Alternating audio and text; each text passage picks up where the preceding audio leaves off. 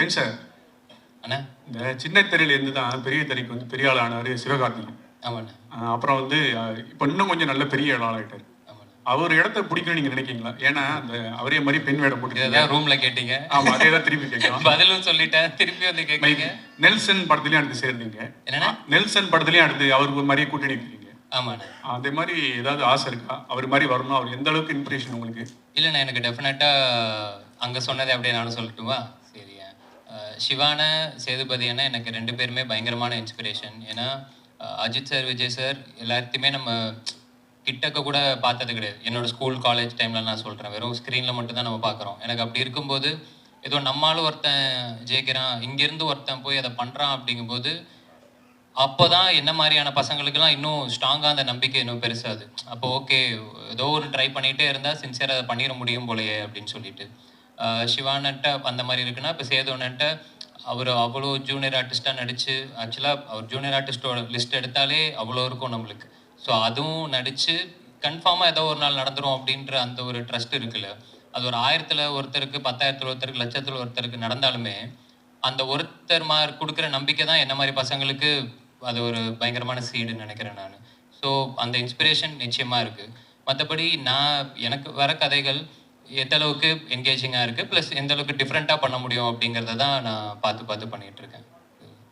Last 2 questions கவின்ஜி, நீங்க பண்ணாங்க, நாங்க முடிவு பண்ணிடுறோம். இல்ல நேரம் இல்லன்னு பிஆர் சொல்லிருக்காங்க. எங்களுக்கு தான அடுத்த அசைன்மென்ட். சரி கேளுங்க. ஓகே கவின்ஜி, ஒரு क्वेश्चन. அதாவது நீங்க வந்து ஸ்டார் இந்த படம் அன்னைக்கு வந்து ஒரே ஹீரோவா இருந்தார் பிரசாந்த். ஸ்டார்னு படம் வந்தது, அவரு பேரும் காதல் இளவரசன். இன்னைக்கு காதல் இளவரசன் தான் எங்க கண்களுக்கு நீங்க தான் தெரியுறீங்க. அந்த காரணத்துக்காகவே ஸ்டாருங்கிற டைட்டில் தூக்கிட்டீங்களா? அதே மாதிரி ஆனழகன்கிற படத்துல ஒரு பெண் வேடம் போட்டிருப்பார், ரொம்ப ஃபேமஸ் அந்த படம். ஓகேங்களா? அன்னைக்கு வந்து இத்தனை ஹீரோ கிடையாது, அவர் மட்டும். அந்த மாதிரி ஒரு நோக்கம், ஒரு சென்டிமெண்ட் இதுக்குள்ளார வச்சு தான் அந்த படத்தை ஒத்துக்கிட்டீங்களா? என்னோட கேள்வி. இல்லைண்ணா, இந்த படத்தோட இப்போ ஸ்டார் அப்படிங்கிறத பொறுத்த வரைக்கும் நாங்கள் எல்லாருமே இப்போ சொல்லியிருந்தோம் இல்லையா, ஸ்டார்னா வெறுமன அந்த ஸ்க்ரீனில் வர அது கிடையாது ஸ்டார். ஐ மீன் அதுவும் ஸ்டார் தான். அது இல்லாமல் என்னை பொறுத்த வரைக்கும் பீப்புள்ஸ் சாம்பியன் எல்லாருமே ஸ்டார் தான். மக்கள் யாரெல்லாம் நம்ம யாரை பெருசாக ரொம்ப ரசிக்கிறோமோ, அண்ணாந்து பார்க்குறோமோ, அவங்க எல்லாருமே ஸ்டார் தான். அது எல்லாத்தையுமே தாண்டி தான் நம்புகிற விஷயத்த நம்பி என்னைக்காவது ஒரு நாள் நடந்துரும் அப்படின்னு ஓடிட்டு இருக்கவனும் ஸ்டார் தான். ஏன்னா இப்போ நீங்கள் சொன்ன மாதிரி சினிமா இல்லை ஸ்போர்ட்ஸு மற்ற கொஞ்சம் விசிபிலிட்டி இருக்கிறவங்களுக்குலாம் அந்த அடையாளமோ அந்த லைம்லைட்டோ அது கிடைச்சிருது. ஆனால் அது கிடைக்காம ஏதோ ஒரு வேலையில் அந்த லைம்லைட்டுன்ற விஷயம் இல்லாமல் நிச்சயமாக அவனோட திறமைக்கு, அவனோட சக்திக்கு அவன் ஒரு சாதனை பண்ணி தான் இருப்பான். அவனை யார் அங்கீகரிக்கிறது, அவனை யார் பாராட்டுறது? ஸோ அவங்க எல்லாருமே சேர்ந்து ஸ்டார் அப்படின்னு சொல்கிற படம் தான் நம்ம ஸ்டார். டேரக்டர் சார், ஒரு கேள்வி இல்லை, 2 கேள்வி. ஒன்று வந்து இந்த படத்தில் வந்து நீங்கள் எல்லாரையும் பாராட்டினீங்க, பாடலாசிரியர்களை விட்டீங்க. ஆனால் இவரும் ஒரு பாடலாசிரியர்னாரு நம்ம காம்பேரும். நான் அந்த வரி காதே கொடுக்க மாட்டேன், அந்த ஒரு வரி வந்தது பாருங்க, என் விழி மீன்களை தூண்டிலால் அப்படின்னு ஒரு. அதுக்கப்புறம் சரி இதுதான் அவ்வளோதான் அப்படின்னு நினச்சா உன் தலையை கோதி என் கைரேகை ஜாஸ்தி ஆகிட்டுங்கிற மாதிரி அவரை பாராட்டிடுங்க. அதுக்கடுத்து இன்னொரு கேள்வி, இங்கே அந்த பேனர் தான் அவர் சொல்லிட்டாரு, எங்கள்கிட்ட உங்களை தப்பிக்க வச்சுட்டாரு. ஆனாலும் எம்ஜிஆர் ஸ்டாருங்கிற அந்த இதில் பின்னாடி அந்த பேனரில் இல்லாமல் போன அமிதாப் கூட இருக்கிறார், நம்ம ஊருக்கு அவ்வளோவா சம்மந்தம் இல்லாதவர். அதுக்கு என்ன காரணம்? அதே மாதிரி இந்த படத்தில் ஹரிஷ் கல்யாண் தான் முதல்ல நடிக்கிறதா. 3 கொஸ்டின், 2 அடுத்து வாய்ப்பு கிடைக்காது. அடுத்து என்ன காரணம் கவினை அதையும் சொல்லுங்க. ரைட் சார், இது ஆடியோ லான்ச் பிளான்ல இருக்கு சார். இப்பவுமே யுவன் சாரோட டேட்ஸ் தெரியல, மேபி ஆடியோ லான்ச் இருந்துச்சுன்னா அப்பா சொல்லலான்றதுக்காக லிரிக்ஸ்லாம் வச்சிருக்கேன். நான் எல்லாம் நிறைய லிரிக்ஸ் இருக்காங்க சொல்லணும்னு நினச்சேன். 2வது எம்ஜிஆர் சார் இல்லாததுக்கு காரணம் சார் ப்ராக்டிக்கலான ரீசன் தான் சார். இந்த ஃப்ரேமிங்க்கு எனக்கு பிடிச்ச ஆர்ட்டில் வச்சிருக்கேன். இன்னொருத்தர் ஆட் பண்ணால் இந்த சிமிட்ரியா இருக்காதுன்ற ஒரு ஃபீல்காக பண்ணேன், வேற எதுவும் இல்லை. 3வது ஹரிஷ் கல்யாணுக்கு நன்றி சொல்லணும் சார். நான் லைக் காரணங்கள் வேற காரணங்கள் சார், ப்ராக்டிக்கலான ரீசன்ஸ் தான். பட் ஸ்டில் அதை சப்போர்ட்டிவாக இருந்ததுக்காக ஹரிஷ் கல்யாணுக்கு நன்றி சொல்லணும் சார். அவ்வளோதான். இளனுக்கு ஒரு கொஸ்டின், கவினுக்கு ஒரு கொஸ்டின். Okay, first இளனுக்கு. உண்மையாகவே இது ரொம்ப அழகான மேடையாக இருக்குது. ஏன்னா ஒரு இன்ஸ்பிரேஷனான இந்த கதை எழுதுறதுக்கு உங்களை தூண்டின ஒருத்தர் வந்து உங்கள் மேடையில் இருக்கிறாரு, அதுவும் உங்கள் அப்பாவே இருக்கிறாரு. தவிர நீங்கள் இந்த படத்தை டைரக்ட் பண்ணிருக்கீங்க, இன்னொரு ஹீரோக்கு வாய்ப்பு கொடுத்துருக்கீங்க. ஸோ ரொம்ப நல்லா இருக்கு. என்னோட கொஸ்டின் என்னன்னா, நீங்கள் எப்போ ஆக்ட் பண்ண போறீங்க? அது கண்டிப்பாக சார், எங்கள் அப்பாவுக்கும் அந்த ஆசை இருக்குது. எங்கள் அப்பாவோட எங்கள் அப்பத்தாவுக்கு ஒரு ஆசை இருக்குது சார். எங்கள் அப்பத்தா தான் சின்ன வயசுல வந்து கேட்டுகிட்டே இருப்பாங்க, நான் ஒரு வேளை ஃபியூச்சரில் நடித்தேன்னா அந்த படம் எங்கள் அப்பா தாக்கு டெடிகேஷனாக இருக்கும். ஓகே கவின், வாழ்த்துக்கள். பொதுவாக வந்து லேடிஸ் கிட்ட போடும்போது ஒரு யாரையாவது ஒரு ரெஃபரன்ஸ் எடுத்துக்குவாங்க. கமல்ஹாசன் வந்து அவங்க அம்மாவை எடுத்துக்கிட்டாங்க. ஸோ அந்த மாதிரி இந்த படத்தில் அந்த கெட்ட போடும்போது யாரையாவது ரெஃபரன்ஸாக கரீனா எடுத்துக்கிட்டாங்க? சோப்ரா. கரீனா சோப்ரா. ஓகே, யாரு எனக்கு தெரியுமா? சொல்லுங்க. சந்தானம் சார் போட்டிருப்பார்ல லேடி Okay. அதுதான். ஏன்னா எனக்கு இந்த படத்துல வந்து இப்போ சிவான ரெமோல பண்ண மாதிரியோ இல்ல வந்து கமல் சார் அவ்வை சண்முகில பண்ண மாதிரியோ ஒரு பொண்ணாவே நடிச்சு நம்ப வைக்கிறது மாதிரியான இது கிடையாது. புரியுது. அது சின்னதா காலேஜ்ல பசங்க பண்ற ஒரு கலாட்டா மாதிரி. ஸோ எனக்கு என்னன்னா அந்த கலாட்டால பார்க்கும்போது சந்தானம் சார் எக்ஸ்ட்ராடனரியா அதுல ஒண்ணு பண்ணியிருப்பாரு. நிச்சயமா அதை வந்து இப்போ இதுக்கப்புறம் யாராலுமே பீட் பண்ண முடியுமான்றது தெரியல. அந்த மாதிரி முடிஞ்சா ஜாலியா ஒன்று ட்ரை பண்ணலாமே அப்படின்னு அப்படி எடுத்து பண்ணது. ஆனால் எங்களுக்கு என்ன தோணுச்சுன்னா, ஒரு அந்த கெட்டப்பில் ரொம்ப அழகாக இருக்கிற போர்ஷன்ஸ்லாம் ஐஸ்வர்யா ராஜேஷ் மாதிரியும், கொஞ்சம் சேட்டை பண்ணுற போர்ஷன்ஸ்லாம் அறந்தாங்கி நிஷா மாதிரி இருந்தது. 2 பேரும் சேர்ந்த கலவை மாதிரி இருந்தது. பரவாயில்ல, 3ஆவதா ஒன்று இருந்துச்சு, அது நானும் பார்த்தேன் சோஷியல் மீடியால. வாழ்த்துக்கள். Santhanam reference super.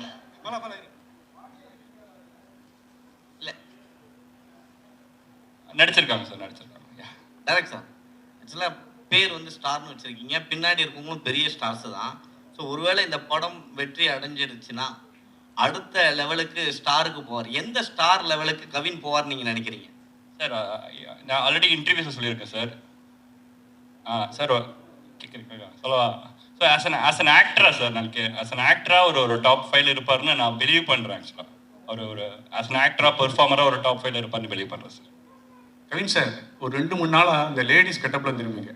உங்களுக்கு எப்படி ஃபீலாக இருந்தது? பெண்களுக்கு வந்து என்னென்ன கஷ்டம் அண்ணா எனக்கு இருக்கு? பயங்கர கஷ்டம்ண்ணே. நான் அன்னைக்கு ஸ்டேஜுக்கு வந்ததுமே ஏதோ இவங்களோட கொஞ்சம் விரிவா சொல்லுங்க. அசிஸ்டன்ட் ஒரு அக்கா வருவாங்க, அவங்க எல்லார்ட்டையுமே வந்து நீங்கெல்லாம் தெய்வம் அப்படின்ற அளவுக்கு நான் சொல்லிட்டேன். ஏன்னா நிஜமாவே ரொம்ப சங்கடமா இருந்துச்சு. இப்போ இதுவே எனக்கு தெரிஞ்சு இந்த டிசைன்லாம் இவங்களுக்கு உள்ள குத்தும்னு நினைக்கிறேன். ஆனால் காமிச்சிக்காம சிரிச்சுக்கிட்டே இருக்காங்க பார்த்தீங்களா, அதுவே ஒரு தனித்திறமை. எனக்கெல்லாம் அன்னைக்கு வந்து முடிச்சுட்டு போகிறேன் ஃபுல்லாக அந்த அப்படியே தேஞ்சா ஒரு மாதிரி இருக்குல்ல, அந்த ஜமுக்கிய ஏதோன்னு சொல்லுவாங்கல்ல, அந்த பேட்டர்ன் போல அது அப்படி கொடுத்துருந்தாங்க பயங்கரமாக நம்ம காஸ்டியூம் டிசைனர். சரி, அதெல்லாம் ரொம்ப ரொம்ப கஷ்டம்ண்ணே. ஏன்னா இப்போ நம்ம இப்போ ஒரு ஈவெண்ட் அப்படின்னா நம்ம சும்மா ஏதோ ஓகே கிடைக்கிறத போட்டு டக்குன்னு வந்துடுறோம்ல, அவங்களுக்கு அந்த மாதிரிலாம் இல்லை, அது மெனக்கெடுதல்லே பயங்கரமாக இருக்குது. ஸோ அதெல்லாம் இனிமேல் யாராவது கலாய்ச்சா நானே கேட்பேன், எவ்வளோ கஷ்டம் தெரியுமா அந்த மாதிரி. கவின் சார், என்ன உங்களுக்கு மைக்கே தேவையில்ல போல என்ன சொல்லுங்க.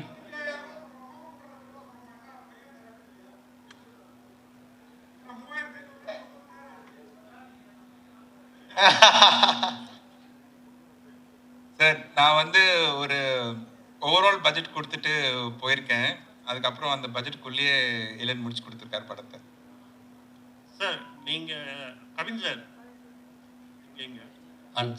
நீங்க வந்து அதிகமா வந்து கோடிகள் சம்பளம் கேட்கறதாகவும் சிறு தயாரிப்பாளர்களோட வந்து உங்ககிட்ட வந்து அப்ரோச் பண்றதுல ரொம்ப சிரமம் இருக்கிறதாகவும் ஒரு குற்றச்சாட்டு இருக்கு. ஓகே ஓகே, அதுக்கு பதில் சொல்லணுமா? அதுவும் நான் அந்த ரூம்லேயே சொல்லியிருந்தேன், திரும்பவும் நீங்கள் கேட்குறீங்க. இப்போ வந்து நம்ம நடிச்சிருக்கோம் ஒரு படம். இந்த படம் டெஃபினட்டாக டிபேட்டபிள் அப்படின்னு நான் நினைக்கிறேன்.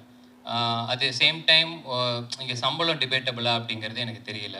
டிபேட்டபிள் யாருக்கு அப்படின்னா எனக்கும் ப்ரொடியூசருக்கும். அட் த சேம் டைம் நம்ம ஏதோ கேட்குறோம் அப்படின்றதுக்கானலாம் யாரும் கொடுத்துடவும் மாட்டாங்க. அப்படி ஒரு விஷயம் கிடையவும் கிடையாது. இப்போ நீங்கள் எந்த பத்திரிக்கையில் வேலை செய்கிறீங்கன்றது எனக்கு தெரியல.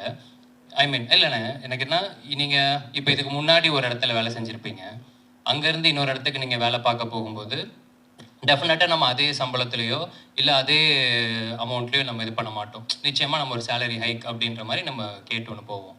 அதையும் நம்ம தீர்மானிக்க முடியாது, நம்மளோட ப்ரீவியஸ் சம்பளம் தான் தீர்மானிக்கும். இப்போது நான் வந்து கணக்காலம் கலங்கள் சீரியல் நடித்தேன். அதில் என்னோடய சம்பளம் ஸ்டார்டிங்லாம் 1000 ரூபாய். சீரியல் முடித்து நான் ஒரு 5-6 வருஷம் எக்ஸ்பீரியன்ஸ்க்கு அப்புறம் எனக்கு அதோட சம்பளம் 6000 ரூபாய். ஸோ அந்த 6000 ரூபாவை தீர்மானிக்கிறது 3000, 3000 தீர்மானிக்கிறது 1000, இப்படி தான் இருக்குது. ஸோ சம்பளம் அப்படிங்கிறது இன்றைக்கி வந்து நம்மளோட படம் எந்த அளவுக்கு பண்ணுதோ, அந்த மார்க்கெட்டில் எப்படி நடக்குதோ அதுதான் தீர்மானிக்கிறதே தவிர இங்கே தனிப்பட்ட இதில் யாருமே தீர்மானிக்கிறது கிடையாது. ப்ளஸ் என்னால் படம் வந்து இதுதான் எனக்கு 4வது படம். இந்த 4வது படமே வந்து பார்த்தீங்கன்னா இது எனக்கு முடிக்கிறதுக்கு வந்து இப்போது லிட்டரலாக 1 வருஷம் அப்படிங்கிற மாதிரி ஆகியிருக்கு. இந்த காரணங்களுக்காகவே நான் வந்து சில இடங்களில் நோ சொல்லியிருக்கேன். பட் ஆனால் நோ சொல்கிறதுக்கான முக்கியமான காரணம் என்னென்னா, யாருமே வெயிட் பண்ண வைக்க வேண்டாம். அவங்க வெயிட் பண்ணுற நேரத்தில் நிச்சயமாக எனக்கு எவ்வளோ பேர் இருக்காங்க, அவங்கள வச்சு கூட பண்ணிட்டு வந்துடலாம். இதெல்லாம் தான் காரணங்கள். சுவாரஸ்யத்துக்காக இல்லை இன்ட்ரெஸ்டிங்காக இருக்கணுன்றதுக்காக அது பேசுறதுக்கு வேணால் நல்லா இருக்கலாம், மற்றபடி ஃபேக்ட்ஸ் இதுதான். சார் இந்த ஒரு சார் சார் சார் அடுத்த 2 படத்தில் ஹீரோயினே கிடையாதுண்ணே. நாளைக்கு ஒரு அனௌன்ஸ்மெண்ட் வரும், அந்த படத்தில் ஹீரோயின் கிடையாது. அதுக்கடுத்து ஒரு படம் பண்ணுறேன், அதுலேயும் ஹீரோயின் கிடையாது. இந்த படத்துலேயும் நான் கதை மட்டும் தான் கேட்டேன், ஹீரோயின் தான் இந்த இவர் தான் கூப்பிட்டு வந்தார். கடைசி கொஸ்டின் இது கடைசி கொஸ்டின் சார், கடைசி கொஸ்டின் இது சார். ஹலோ சார், இந்த கொஸ்டினுக்கு வந்து டைரக்டரா இருந்தாலும் சரி, ஹீரோ இருந்தாலும் சரி, யார் வேணா பதில் சொல்லலாம். சரிங்களா? கவின் ஸ்டார், ஏன்னா எப்பவுமே வந்து ஒரு படத்தோட ஹீரோ வந்து ஒரு பேர் சொல்லி ஒரு ரஜினியின் ஜெயிலர் அப்படிதான் வரும். இது என்ன கவின் ஸ்டார், யாருக்கு மென்ஷன் பண்றீங்க, யார் குறிப்பிட்டு சொல்ல வர்றீங்க? அதுக்கப்புறம் வந்து 2 ஹீரோயின், ஒரு ஹீரோயினை சமாளிக்கிறது பெரிய விஷயம். சரிங்களா? புது ஹீரோயின், ஒருத்தருக்கு தமிழ் தெரியல, எப்படி சமாளிச்சீங்க? 2 பேர்ல யாருக்கும் சொல்லலாம். நேக்கா டைரக்டர் மைக் கொடுத்துட்டாரு. This is first. எவ்வளவு நேக்கெல்லாம் பேசியிருக்கலாமே, அது கிடையாது. சாதாரணமா சொன்னேன், அவரோட கால் தானே, ஸோ அவர் தான் சொல்லணும். ஸ்டாரிங் கவின் போட்டிருப்போம் அப்படின்னா இதில் நடிக்கிறாரு நம்மளுக்கு தான் அர்த்தம். இந்த படத்துக்கு அந்த வார்த்தையை யூஸ் பண்ணா ஒரு மாதிரி வார்த்தை விளையாட்டு மாதிரி அழகா இருந்துச்சு, அந்த ரீசனுக்காக போட்டோம். ஹீரோயினை சமாளிக்கிற அது வந்து அந்த கொஸ்டின்ஸ் எனக்கு